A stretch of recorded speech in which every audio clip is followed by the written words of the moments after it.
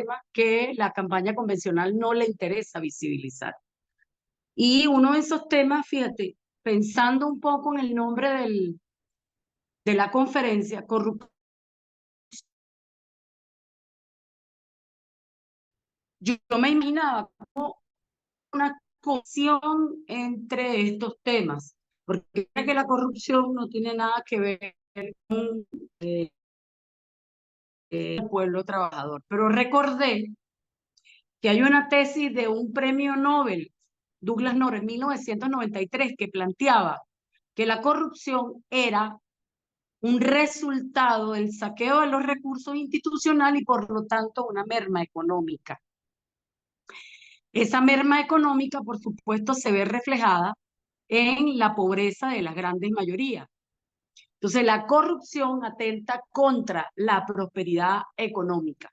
Hoy, esa corrupción nos permite que no se limita solamente, eso es otro tema, no se limita solamente al aspecto económico, es mucho más complejo. Hay un conjunto de causas que empujan hacia la crisis pavorosa de la corrupción que hoy tenemos, que además esconde la permisividad como un vicio de quienes manejan recursos públicos, pero además esconde la corrupción que desde los grandes centros de poder o, digamos, desde los bancos, desde los fondos de inversión, digamos, desde el propio sistema financiero, cuya aceite que moviliza esa maquinaria es el producto del lavado de dólares, producto de la droga, que no es otra forma sino de corromper a la sociedad, de acabar con la sociedad, de destruir a la sociedad y el tejido intrasocial. Entonces, en Venezuela tenemos un fenómeno que es importante, yo voy a complementar lo que ya el compañero extensamente explicó, y es que en Venezuela tenemos un Estado patrimonialista, una economía patrimonialista como modelo de distribución y gestión del poder, y además con un proceso de economía nefanda o economías sumergidas. ¿Por qué decimos esto? Fíjense, porque este patrimonialismo, como lo dice muy bien Malfred Gehrig, es una privatización por parte de los administradores de los bienes públicos para fines de incrementar sus ingresos.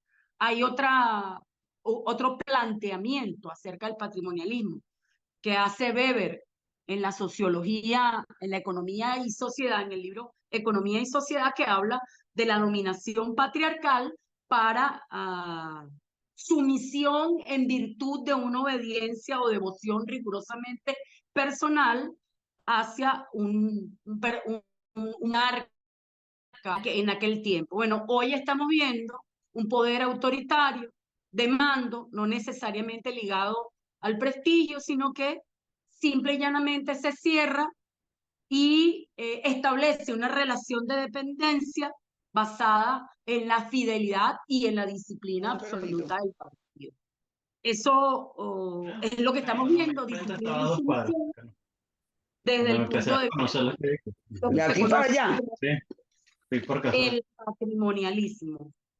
Ahora bien, era importante que hiciéramos esa, digamos, esa definición porque nosotros creemos que la raíz de la corrupción no es solamente un tema cultural, que es un tema institucional, es de hábitos, además, no solamente es de hábitos, sino de incentivos. ¿Por qué? Porque no se trata de que la sociedad, la autoridad no sanciona. Eso también hay que analizarlo. Entonces, el planteamiento es que los de abajo son corruptos y toleran la corrupción porque los de arriba han creado leyes que permiten esa corrupción. Es decir, un Estado depredador crea una sociedad depredadora, un Estado que viola leyes produce ciudadanos que desobedecen esas leyes. Entonces, Si vemos una institucionalidad al servicio de la corrupción, entonces la creación del relato es la creación del relato de la ética como saqueo y robo como una proeza. Eso también hay que analizarlo, es un fenómeno que está presente en nuestras sociedades. O sea, ser saqueador es bueno. De hecho, nos lo pasan por delante con sus camionetotas y para nosotros y para algunos que todavía hay que revisar ese comportamiento, resulta una proeza de recolectores de la renta, como decía Luis, por medio de, digamos, mecanismos ilegales y además legales. Ahora tenemos a saqueadores de la renta. ¿Por qué yo digo esto? Fíjense, porque yo quiero llegar a un tema que probablemente pasa por debajo de la mesa, pero que era necesario tocarlo, y es el tema de las sanciones como excusa para saquear los bienes públicos, pero además las sanciones como excusa para dejar de cumplir con los parámetros constitucionales de un Estado social de derecho y de justicia, que es el que tenemos, que es el que nos dimos además constitucionalmente, con todos los errores y todos los baches que todavía hay que superar, pero que sin embargo permitió una distribución de esa renta y que en los tiempos de Chávez esa distribución de la renta se vio reflejada en programas de alfabetización, en que la gente comía 3 veces al día, en que había salud, en que disminuyeron, el analfabetismo fue desterrado, en que se bajaron los niveles de desnutrición de nuestros niños. Entonces, yo recordaba además que dentro de la visión de lo que esas sanciones o esas medidas coercitivas unilaterales pretenden, está el tema de un libro que es importante que nosotros revisemos porque las sanciones vienen acompañadas de una especie de catálogo para saquear a las naciones. ¿Y por qué decimos nosotros esto? Bueno, porque en este libro, que se llama El mundo está en venta, de 2 periodistas, Javier Blas y Jack Farchi, se devela que las empresas encargadas de la compra-venta de materia prima en el mundo manejan 17 billones de dólares que mueven al año, o lo que es lo mismo, 1/3 de la economía global. ¿Por qué yo hago mención a esto? Porque estas empresas, que son 4 en total, que pertenecen además a otros fondos de inversión más grandes, y son Vitol, Transfigura, Carnegie y Glencore, las 2 primeras dedicadas al tema de las materias primas, productos del petróleo, gas, Carnegie dedicada al tema alimentos y Glencore dedicada al tema de minerales y metales. Ese aspecto no lo podemos pasar por debajo de la mesa, porque si algo caracteriza a la corrupción global, o mejor dicho, a la globalización que se ha convertido en una manera de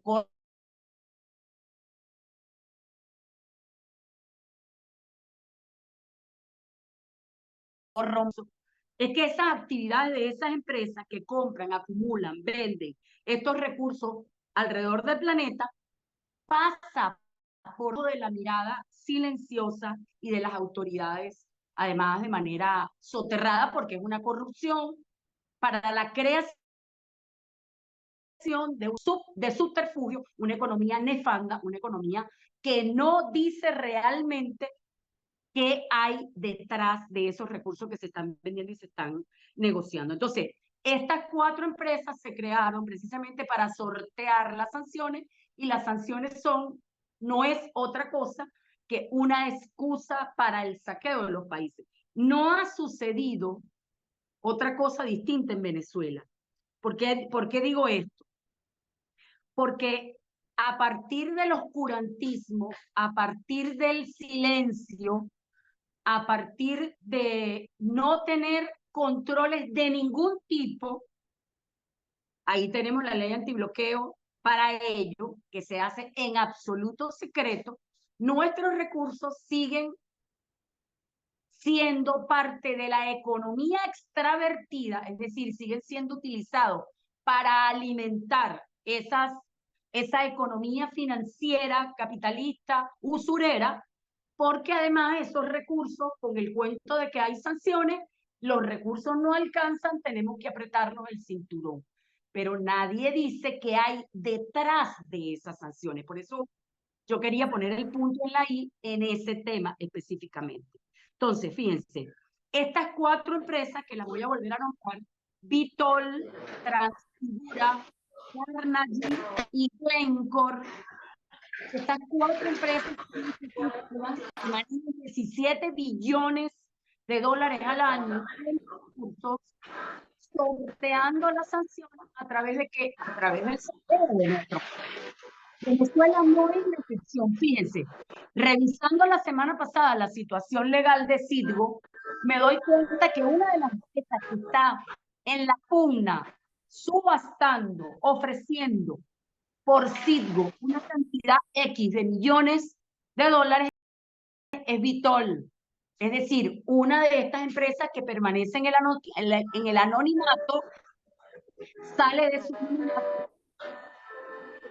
indebidamente a través del discurso de las acciones de que el gobierno de Nicolás Maduro es corrupto. Entonces, los que no eran corruptos, supuestamente Guaidó y su combo, resulta que quedaron monómeros, que van a sacar Citgo gracias a la gestión de los tipos. No hay una distinción en ninguno de los dos propuestas y de los dos extremos, digamos, el patrimonialismo del gobierno o la corruptela de la oposición en el manejo de los recursos nacionales. Entonces, es el blanqueo y el saqueo lo que ha permitido para cubrir esa economía sumergida. Es decir,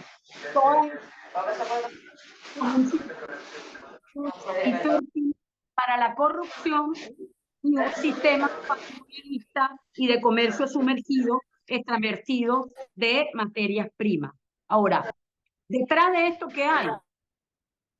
La destrucción institucional en favor de grupos patrimonialistas internos, lo que se llama la nueva burguesía revolucionaria, fuera de todo control, por supuesto, y de grandes comercializadores de inversión.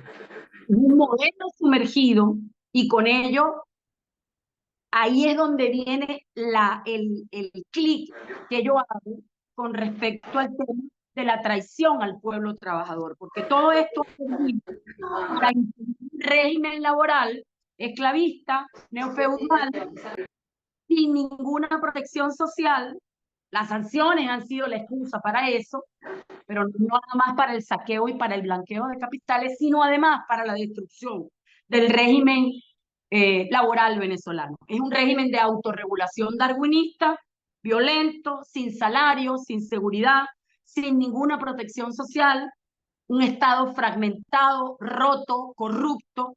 Esa es un poco la imagen que tenemos hoy en día. Y además microestados, porque en eso se han convertido no solamente las instituciones, sino que además las alcaldías y las gobernaciones, microestados portátiles, pret-a-porter, donde además, después de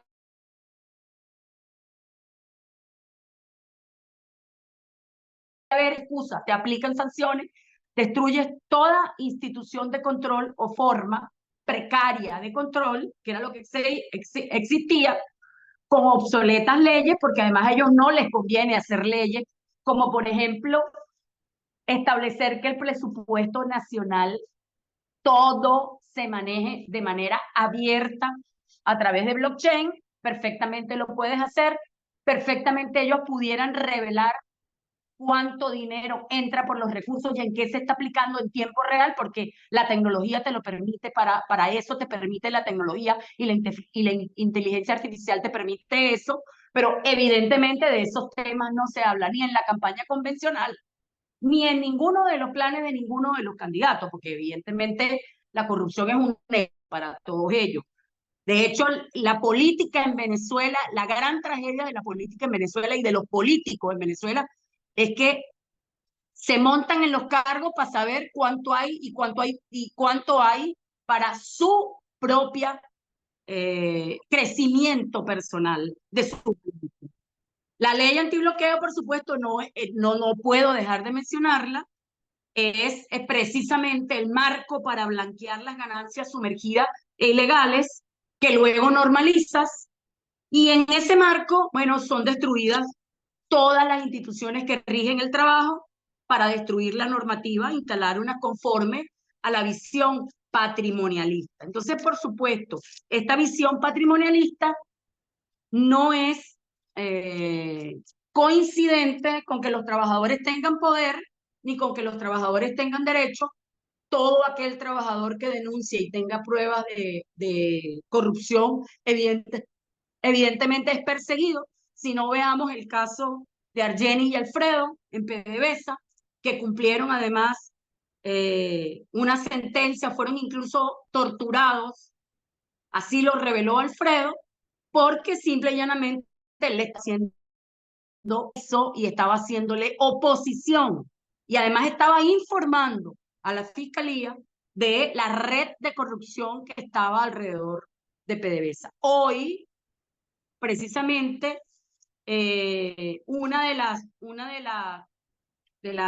digamos,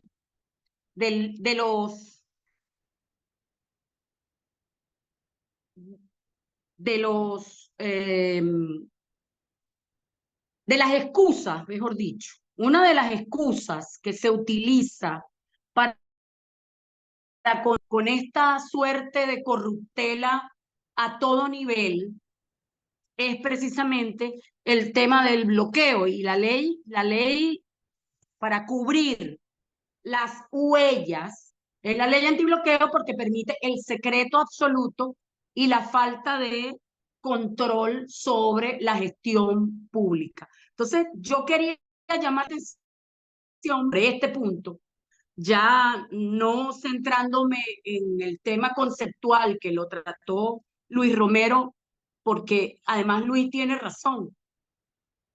Es intrínsecamente la corrupción está relacionada con un sistema de dominación, que en este caso es el sistema capitalista que domina el mundo, pero en el caso de Venezuela tiene características especiales que han mutado. Ya no es solamente la captura de la renta por vía abierta a través de la burguesía tradicional, sino que ahora la excusa, el paraguas del bloqueo permite que esa captura sea por vía nefanda, sea por vía, digamos, de leyes paraguas que permiten el secretismo, el ocultismo, y con ello, entonces, además, y con ello, y con esto voy a concluir, con esa excusa para el blanqueo y el saqueo, que son las sanciones, la permisividad,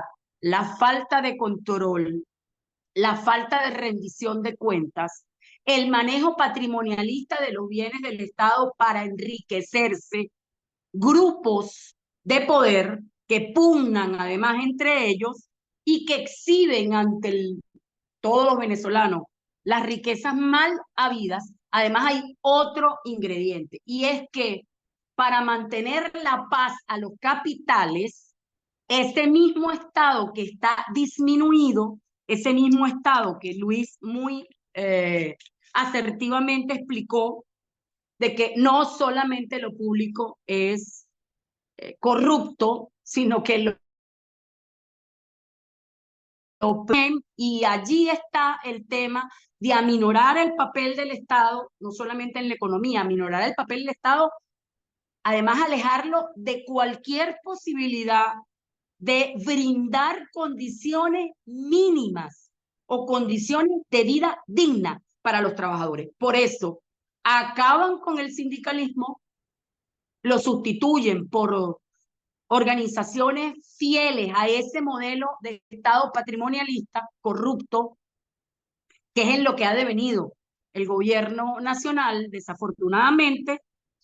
En este caso se le otorgan beneficios a pequeñas élites que están acumulando muchísimo dinero y donde crece la desigualdad de manera vertiginosa, y por supuesto todo esto se hace destruyendo, flexibilizando las relaciones laborales, los beneficios laborales, y quien está cargando el peso, no solamente de la corrupción, no solamente de escondernos cuánta plata ingresa por la venta de las materias primas en el caso venezolano. Estoy hablando de lo inmediato. Ya no estoy hablando del deber ser, estoy hablando de lo inmediato. Sino que además, con cinismo se nos dice que no hay dinero, que no hay presupuesto y que por lo tanto tenemos que aguantarnos con un salario de $3.50 y tenemos que aguantarnos que por ahora, entonces resulta que más adelante se va a resolver el problema y que por ahora tienes que aguantarte con las bonificaciones que no tienen incidencia laboral, acabaste con las prestaciones sociales. Entonces, por supuesto que, como dice este compañero en 1993 en su tesis, de que la corrupción daña incluso la posibilidad de la prosperidad, pues guarda mucha relación, porque hoy lo estamos viendo en carne propia y estamos viviendo en carne propia la aplicación de un modelo patrimonialista, corrupto, de élites, destinado única y exclusivamente que a favorecer a unas cúpulas criminales, políticas, económicas, y lamentablemente un sector militar que se ha prestado para ello, y dañando toda la estructura social de un pueblo y dañando lo más sagrado que tiene el 85-90% de los venezolanos, que es su salario. Nos pusieron incluso en la diatriba de pensar en política o de pensar para sobrevivir. Y eso es una forma de corromper a la ciudadanía, porque hoy pareciera que ellos en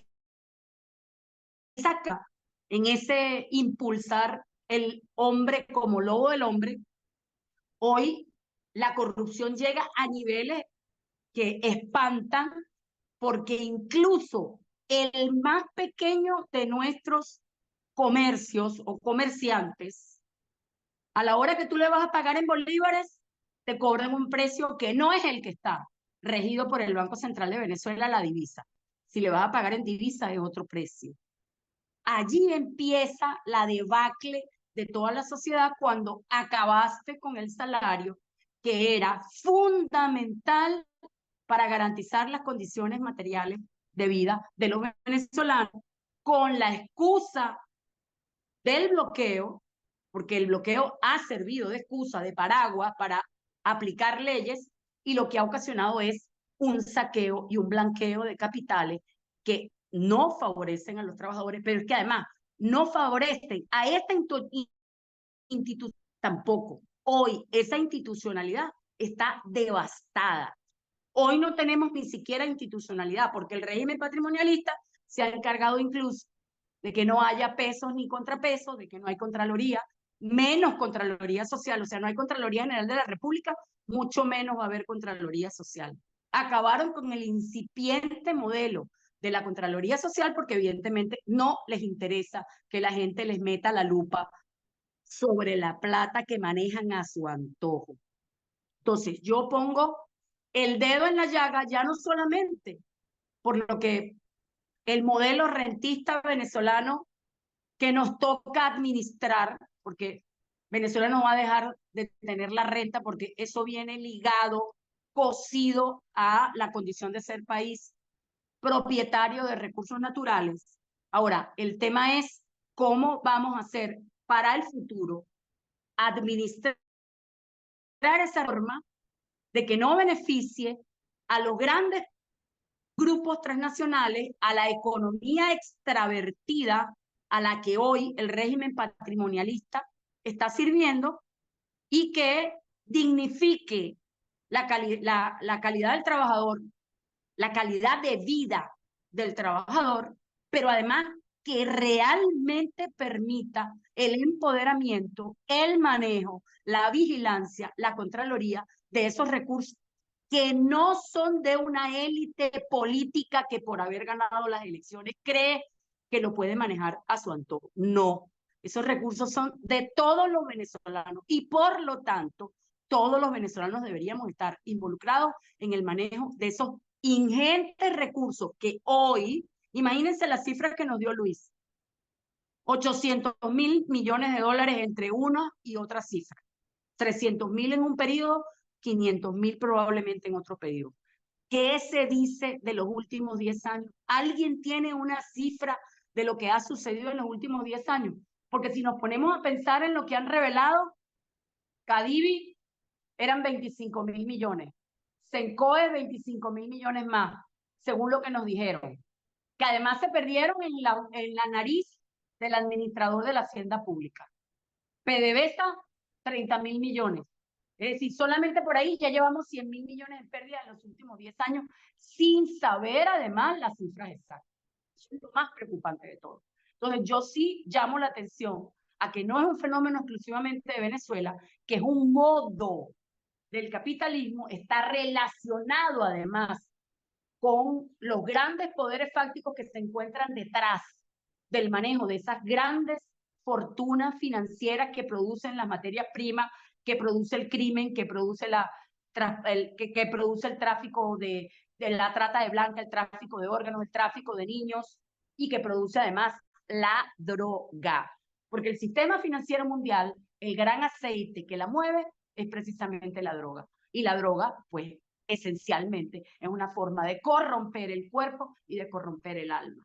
Entonces, yo creo que con esto termino mi intervención y llamo la atención sobre la vertiente de la economía extravertida y para quién este régimen patrimonialista a corrupción, no solo en el país, pero la corrupción, digamos,